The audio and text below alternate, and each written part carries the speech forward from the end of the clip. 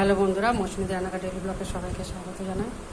এই যে আজকে সকালে জল খাওয়ার হচ্ছে ডিম টোস্ট আর চা। ব্লগটা দেখতে থাকো।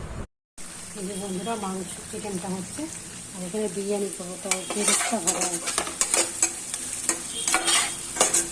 ব্লগটা দেখতে থাকো। বিরিয়ানি রেডি, আপনারা ব্লগটা দেখতে থাকুন।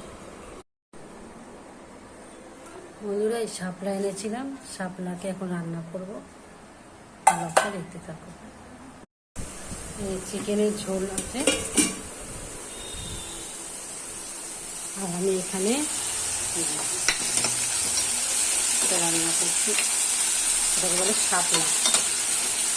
শাপলাটাকে ছোটো ছোটো করে কেটে কালো জিরে ফোড়ন দিয়ে কাঁচা লঙ্কা দিয়ে নুন হলুদ মিষ্টি আর কিছু না। অনেকে সর্ষে পোস্ত বাটা দিয়েও করে, একদম ভাজা ভাজা হবে, খেতে খুব ভালো লাগবে। সরষে দেখবে। আর এখানে শাপলার ফুল যেখানে রেখেছি এগুলোর বড়া হবে। ফুলগুলো ছাড়িয়ে রেখেছি, হলুদ অংশটা ফেলে দিয়েছি। বন্ধুরা, আজকে রাত আর এই শাপলা বটি করেছি, আর এখানে শাপলার ফুলের বড়া করেছি, বেগুন ভাজা, আর এখানে চিটার ডাল সকালে করেছিলাম, আর এখানে চিকেন। ব্লগটা কেমন লাগলো জানাবে, লাইক সাবস্ক্রাইব করবে, সুস্থ থাকবেন, সাবধানে থাকবেন।